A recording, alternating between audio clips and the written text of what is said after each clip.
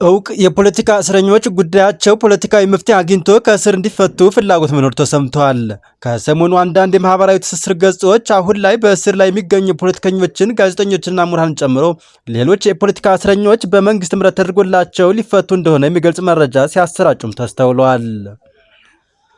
ይህን ተከትሎም መረጃውን የሚያጠናክር ወይም ሐሰትነቱን የሚገልጽ ማብራሪያ ከመንግስት በኩል ባይሰጥም እነዚህ የፖለቲካ እስረኞች ጉዳያቸው ሰላማዊ በሆነ መንገድ እንዲፈታ የኢትዮጵያ ሰብአዊ መብት ኮሚሽን ፍላጎት እንዳለው መሰረት ሚዲያ ማረጋገጥ ችሏል። የኮሚሽኑ ኮሚሽነር አቶ ብርሃኑ ኤደሎ ታህሳስ 11 ቀን 2018 ዓ.ም በፌዴራል ማረሚያ ቤት ኮሚሽን ቂሊንጦ የጊዜ ቀጠሮ ማረፊያ ማዕከል ተገኝተው ጉብኝት ባደረጉበት ወቅት አቶ ዮሐንስ ቧያሌውን፣ አቶ ክርስቲያን ታደለን፣ ዶክተር ወንደሰን አሰፋን፣ ዶክተር ጫኔ ከበደን፣ ዶክተር ካሳ ተሻገር፣ ዶክተር ሲሳይ አውግቸውንና ጋዜጠኛ ጎበዜ ሲሳይን አስጠርተው ማነጋገራቸው ታውቋል። የመሰረት ሚዲያ ምንጮች እንዳረጋገጡት በዚህ ወቅት አቶ ብርሃኑ ከአማራ ክልል ግጭት ጋር በተገናኘ ተጠርጥረው በሕግ ጥላ ስር የሚገኙ ፖለቲከኞች፣ ጋዜጠኞች፣ ማህበረሰብ አንቂዎችና የሲቪል ማህበራት መሪዎች ጉዳያቸው የፖለቲካ መፍትሄ እንዲያገኝ የሰብአዊ መብቶች ኮሚሽን ፍላጎት አለው ማለታቸውም ታውቋል። በ1997 ዓ.ም ከተካሄደው አገር አቀፍ ምርጫ ጋር በተገናኘ ሁከትና ብጥብጥ ፈጥረዋል በሚል ተጠርጥረው የታሰሩ የቀድሞ ፖለቲከኞች ክሳቸው የተቋረጠው በፖለቲካ ውሳኔ መሆኑን ኮሚሽነሩ አስታውሰው አሁንም በሽብር ተጠርጥረው በእስር ላይ ያሉ ፖለቲከኞች፣ ጋዜጠኞችና ማህበረሰብ አንቂዎች ክሳቸው በፖለቲካዊ ውሳኔ እንዲቋረጥ ኮሚሽኑ ከሚመለከታቸው አካላት ጋር እየተነጋገረ ነው ብለው ምንጭ ሰጥተዋል።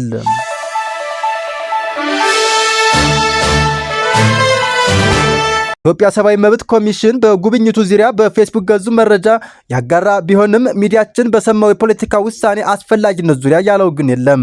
በማዕከሉ የተጠርጣሪዎች የሰብአዊ መብት አያያዝን አስመልክቶ በታዩ መልካም ለውጦችና ትኩረት በሚሹ ጉዳዮች ላይ ከተጠርጣሪዎች ተወካዮች ከማዕከሉና ከፌዴራል ማረሚያ ቤት ኮሚሽን የስራ ኃላፊዎች ጋር ውይይት ተደርጓል ያለው ኮሚሽኑ ተጠርጣሪዎቹ በማዕከሉ ስለሚኖራቸው ቆይታና ስለሚያገኟቸው አገልግሎቶች በቂ ማብራሪያ የሚሰጣቸው በመሆኑ አንዱ አበረታች ጉዳይ መሆኑንም አንስተዋል።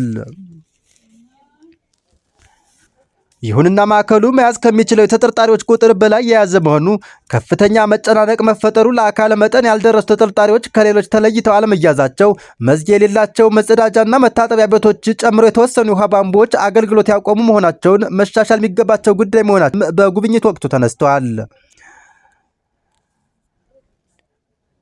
መሰረት ሚዲያም የፖለቲካ እስረኞችን ለመፍታት በመንግስት በኩል ፍላጎት እንዳለ ለማወቅ ጉዳዩን ይመለከታቸዋል ከተባሉ ለፍትህ ሚኒስተር ዴኤታ አቶ በላይሁን ይርጋ ተደጋጋሚ ጥያቄ ቢያቀርብም ምላሽ ከመስጠት ተቆጥበዋል ሲል መሰረት ሚዲያ መረጃውን አጋርተዋል።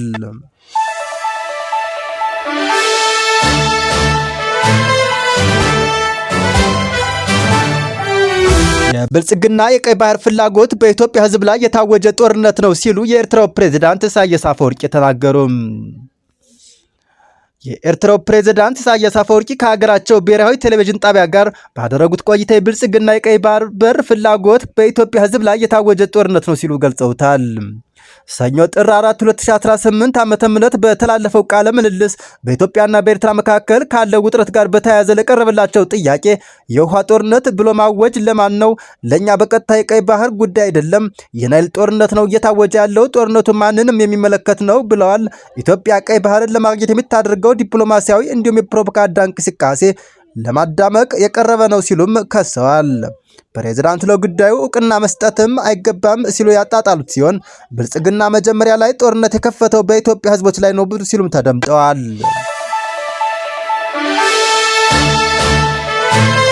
ከፕሪቶሪያው ስምምነት በኋላ በአማራ ክልል ፋኖን ለማጥፋት ጦርነት ታውጇል። በትግራይ፣ በአፋር፣ በኦሮሚያና በሶማሊያ ጦርነት ታውጇል ያሉ ሲሆን አክለውም ይህ ጨዋታ የብልጽግና አጀንዳ አይደለም፣ አጀንዳው የሌሎች ነው፣ ገንዘብ እየሰጡ እየደገፉት ያሉት ሌሎች ናቸው ሲሉም ተናግረዋል። ፕሬዝዳንቱ በሰጡት ቃለ ምልልስ እንዲህ ወዳለው ቀውስ የሚገፋፋ ሰነፍ የከሰረ ፈሪና ስግብግብ ነው በማለትም ገልጸውታል። ኢሳያስ ለጦርነት ዝግጅት ወደ ኢትዮጵያ ሰው አልባ አውሮፕላን፣ ድሮንና ሌሎችም የጦር መሳሪያዎችም እየገቡ እንደሆነም ጠቅሰው ማነው ድሮኖችን እያመጣ ያለው?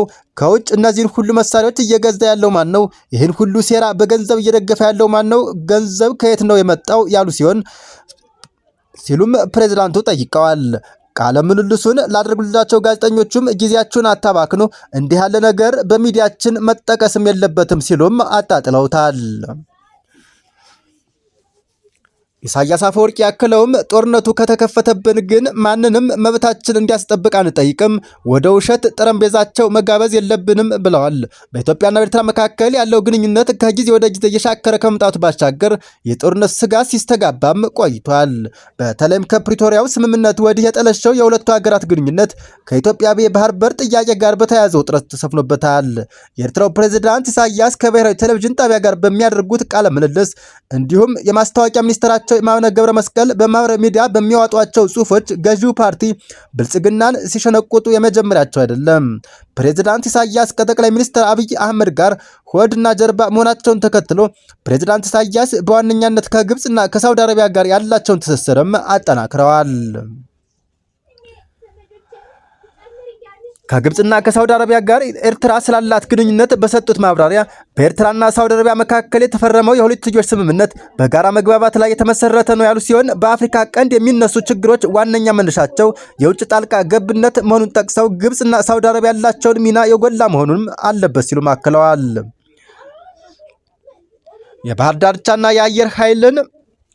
የባህር ዳርቻና የአየር ክልልን ሀያላን እንዲጠብቁት ማድረግ አይሰራም፣ ቀጣናዊ ደህንነትን የሚያስጠብቀው ትብብር ነው ሲሉም ተደምጠዋል። የአሜሪካን የውጭ ጉዳይ ፖሊሲ በጽኑ በመተቸት የሚታወቁት ፕሬዚዳንት ከዶናልድ ትራምፕ አስተዳደር ጋር ያለው ግንኙነት በፈተና የተሞላ መሆኑን ጠቅሰው ከአሜሪካ ጋር የሚኖር ግንኙነት ከሁለትዮሽ ትስስር የዘለለ መሆን እንዳለበትም ጠቁመዋል። ለአሜሪካ ምልከታችን ማጋራት አለብን፣ ይህም የሁለትዮሽ ጉዳያችን ብቻ የተመለከተ መሆን የለበትም፣ ስለ ቀጣናዊ ጉዳዮች ስለ ኢትዮጵያ ሶማሊያና ሱዳን መነጋገር አለብንም ሲሉ ተደምጠዋል። ቅድሚያ መስጠት ያለብን ለኛ ጉዳያችን ነው ያሉ ሲሆን ስለ ሱዳን የእርስ በርስ ጦርነትም አስተያየታቸውን የሰጡት ፕሬዝዳንት ኢሳያስ ሱዳንን መቆጣጠር ከተቻለ ግብፅ፣ ቻድ፣ ማዕከላዊ አፍሪካ ሪፐብሊካን፣ ደቡብ ሱዳን፣ ኢትዮጵያን፣ ኤርትራን እንዲሁም ቀይ ባህርን ላይ ጫና ለማሳደር የተባበሩት አረብ ኤሚሬት የውክልና ጦርነት ነው በማለትም ተናግረዋል። የሱዳን ጦር ሊመሰገንና ሊደገፍ ይገባዋል ሲሉም እንደ ደቡብ ሱዳን ያለ ዕጣ ፈንታ ሱዳን እንዳይገጥማት መጠንቀቅ እንደሚያስፈልግም አስጠንቅቀዋል።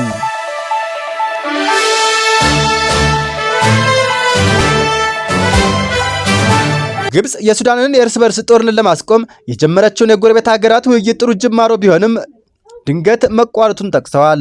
የሱዳን ጦር ሊደገፍ ይገባል፣ ተገዳዳሪዎቹ ላደረሱት ሞትና ቀውስ ተጠያቂ መሆን አለባቸው፣ የሱዳንን ሰላምና መረጋጋት እንዲሁም እድገት ማረጋገጥ የሁላችንም ፍላጎት ነው፣ ለሱዳናውያን ብለን ብቻ ሳይሆን ለሕሊናችን ስንል የምናደርገው ነው በማለትም አክለዋል።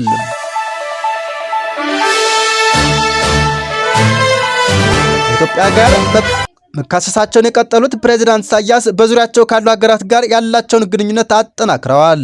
በሁለቱ ወራት ውስጥ ወደ ግብፅ፣ ሱዳንና ሳውዲ አረቢያ መጓዛቸው የማይዘነጋ ሲሆን በተለይ ጠቅላይ ሚኒስትር አብይ የኢትዮጵያን የባህር በር የማግኘት ጥያቄ አጥብቀው ማንሳታቸውን በኤርትራ በኩል ስጋት ከመፈጠሩ ባሻገር በሁለቱ ሀገራት መካከል ዳግም ጦርነት ሊቀሰቀስ ይችላል የሚል ስጋትም ተፈጥሯል።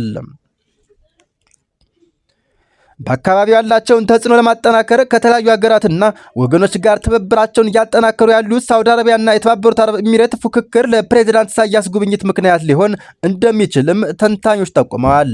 ፕሬዝዳንት ኢሳያስ ከሱዳን ጦር ኃይሎች አዛዥ ጀነራል አብዱልፋታህ አልቡርሃን በተደረገ ግብዣም ወደ ሱዳን አቅንተዋል።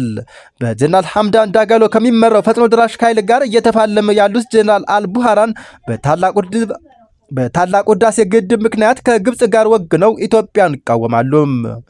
እየተካሄደ ባለ የእርስ በርስ ጦርነት ውስጥ ፈጥኖ ደራሽ ኃይሉን ተደግፋለች ከምትባለው የተባበሩት አረብ ኤሚሬቶች ጋር ኢትዮጵያ ባላት ወዳጅነት ምክንያትም ደስተኛ አይደሉም። ኤርትራ ከኢትዮጵያ ጋር ያላት ግንኙነት ከተበላሸ በኋላ ፕሬዝዳንት ኢሳያስ በታላቁ ህዳሴ ግድብ ምክንያት ከኢትዮጵያ ጋር ከምትወዛገበው ግብፅ ጋር ወዳጅነታቸውን አጠናክረዋል። በተደጋጋሚ ወደ ግብፅ ከማቅናታቸው በተጨማሪ ፕሬዝዳንት አብዱልፋታህ አልሲሲም ወደ አስመራ ሄደው ሶማሊያን የጨመረ የኢትዮጵያ ተቀናቃኝ ትብብር መመስረታቸው ይታወሳል።